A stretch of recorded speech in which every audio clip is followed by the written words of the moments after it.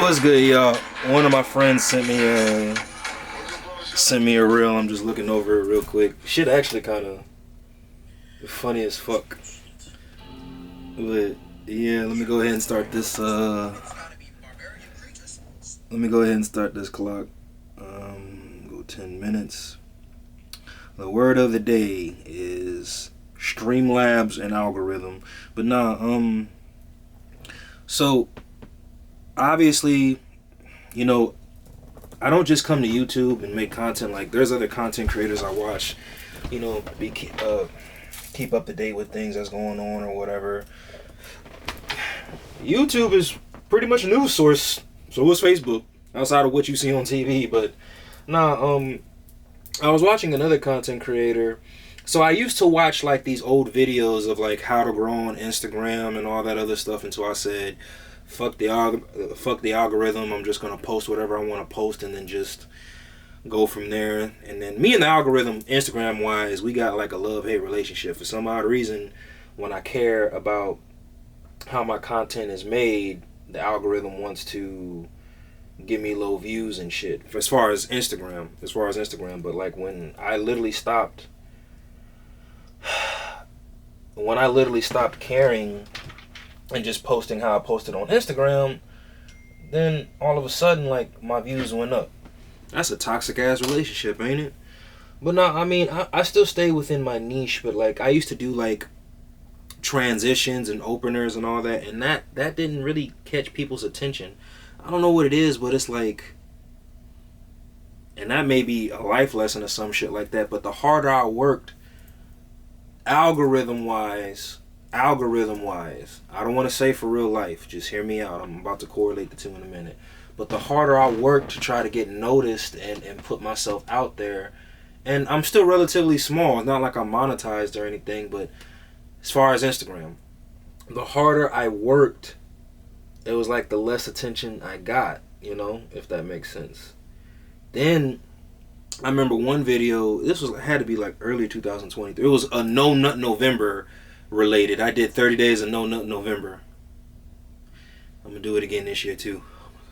But anyway, I remember I just started posting bullshit about, it was still within the realm of fitness, but I started posting about No Nut November and my engagement just skyrocketed. And I was like, what the fuck? So moving forward from last year.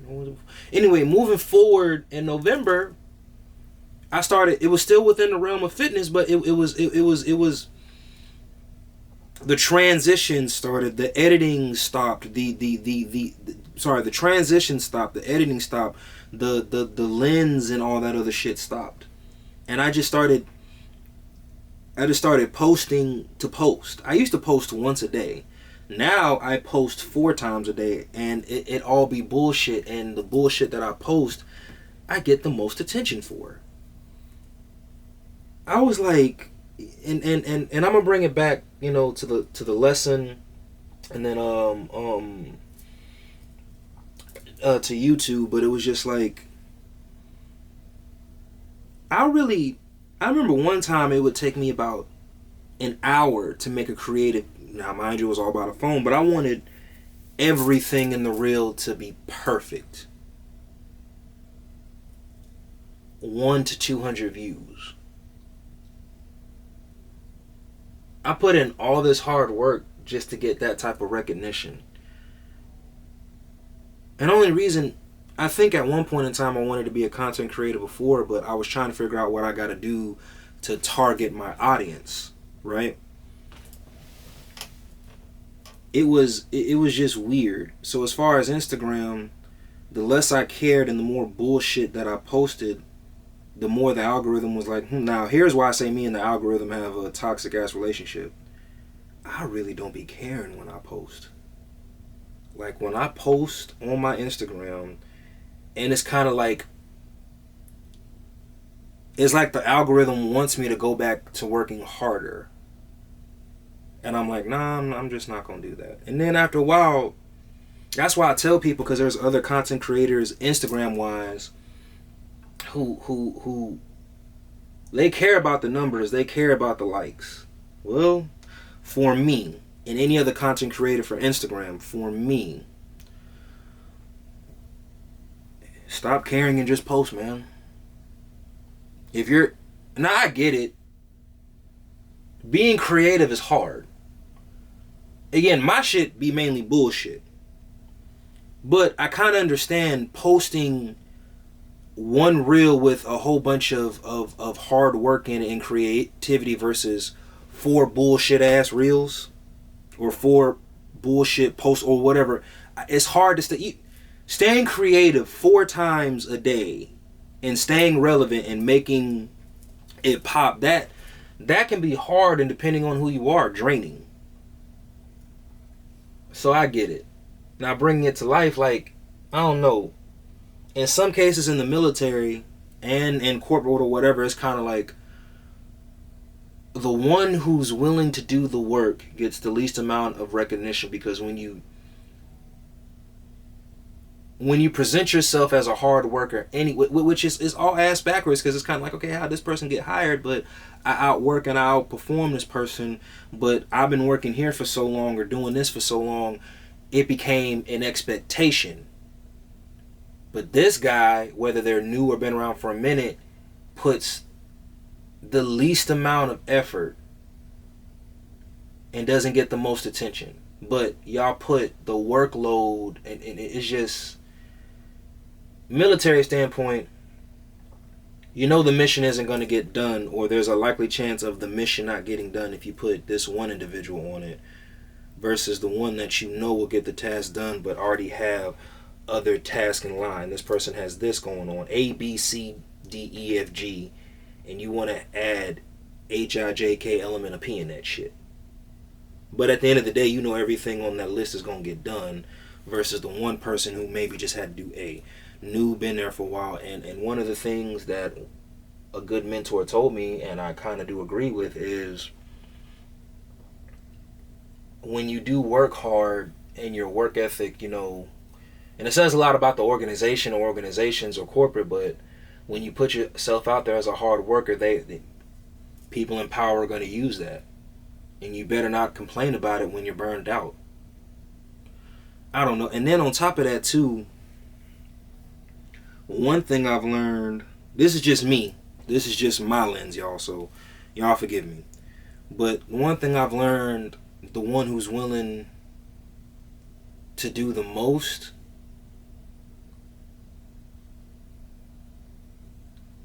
y'all really treat that person like he is also the most expendable. That is something else I never understood. Now in the Army, you know, numbers, somebody's gonna fill that slot, but it's just like, it's like a candle. They preserve all the other candles, but they're gonna, and you know, well, that's what a candle was meant to be used for. But in the concept of a human being, you're not gonna light another candle. The logic is this: you're gonna use one candle to illuminate a whole room, knowing you need more candles.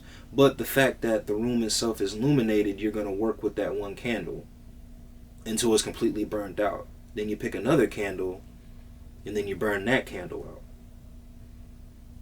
I instead of lighting all the candles, not having the, you know, I don't know, maybe that logic don't make sense, I don't know, but that's the best way I can explain it.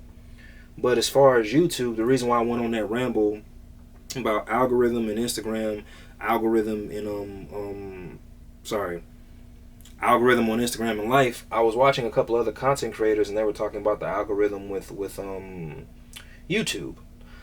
Okay, so one thing I've learned, and I'm not going to say it's fair or unfair, but it made me, y'all, I'm weird, so just bear with me, because I promise you I'm going to bring it full circle. But it made me think about credit cards, and here's why.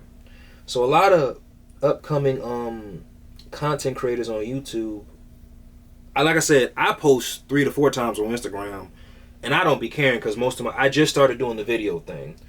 But I just started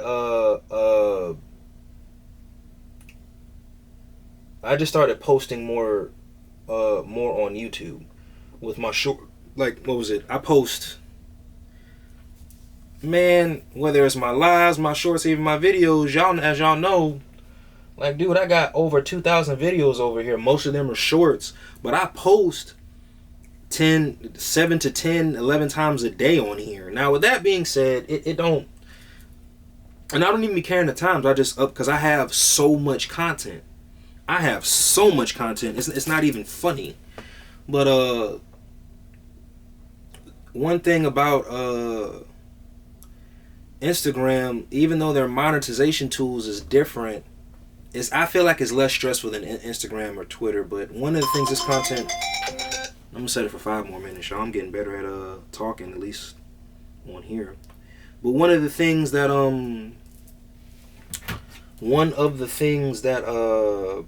this guy was saying, I guess he's one of the corporate people for YouTube, but he's a content creator. But he was like, you have to have multiple platforms to get yourself out there. He brought up Facebook, he brought up Twitter.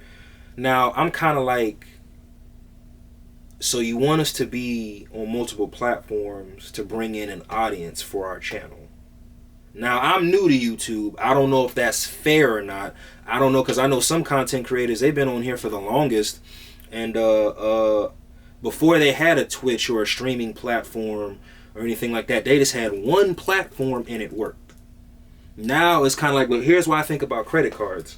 Here's something I learned, life lesson that I learned. But as far as credit score, depending on, you need more than 1 or 2 credit cards to be in good standing with a credit score and to have it high. Now, you guys got to do your own research. This is the best way I can explain it. Debt to income ratio. Look that up. That's debt to income ratio. And it explains, if you have some really, really fucked up spending habits, I would recommend not getting a shitload of credit cards. But here's why it makes sense to me.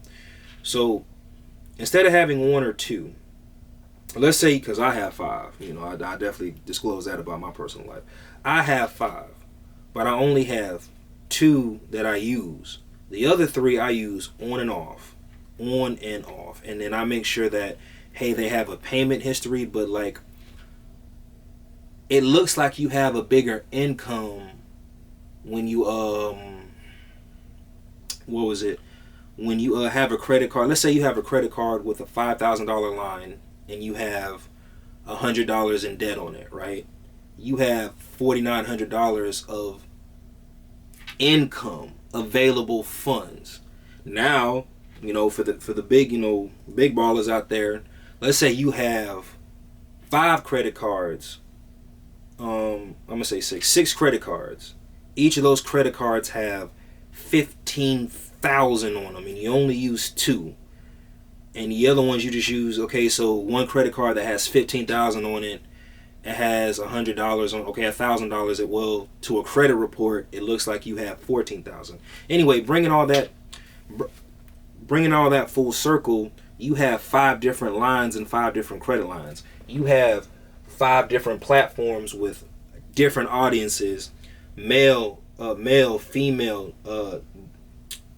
young, teen, adult, elder. So I kind of get it, but that's why I thought about credit cards when that content creator, the guy, like one of the corporate people for YouTube, was talking about many different platforms. Now again, now it kind of makes me like, damn, so I really got to make a Twitch and a Kick. But my thing is this, it's kind of like, okay, I don't mind that, but that's why I was saying content creating has to be a job in a sense, because it's nothing, because again, I come on here and bullshit, but it's nothing to post how I post on Instagram and YouTube. Y'all, on some real shit, right? Posting, I'm gonna give it a try. I'm gonna create my Twitch and Kick account today, but posting on posting X amount of times on X amount of platforms, that shit right there is that kind of is demanding to me. Especially if you work a full-time job and everything, you feel me? Some people work from 05 to like 2100, and at the end of the day, they have a day job. The last thing they care about is content creating. But I'm gonna say I fully understand why that shit would be hard as a content creator to do all that, and you're trying to get yourself out there as far as YouTube. And then you got to figure out the algorithms for each platform.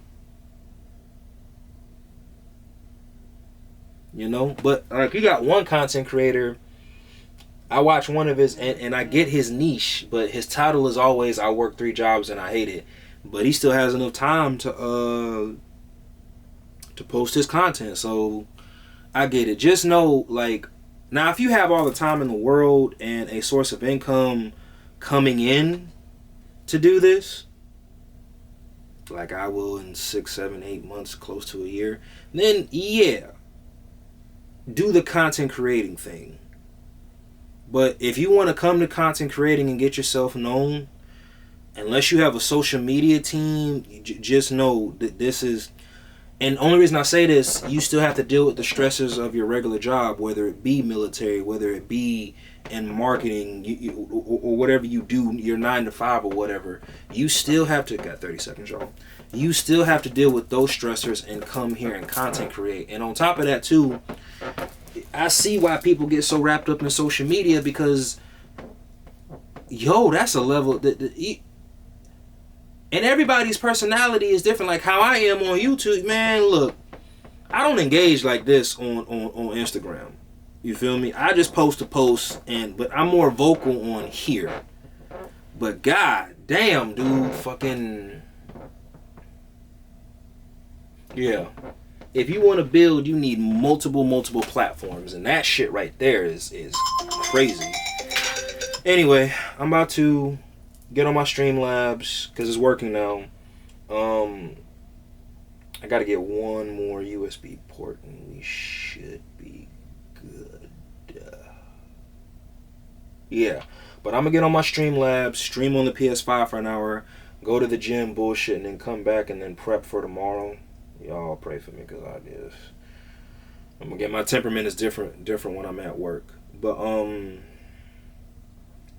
yeah, content creating, and I'm gonna continue to speak on that. But the word of the day is algorithm and Streamlabs, and it's kind of like the best advice I can give you is stop trying to appease the algorithm, because the algorithm is not your friend. It's not gonna. It's AI. It's a computer, and if anything, if the AI may tell itself to be like, nah, we need to.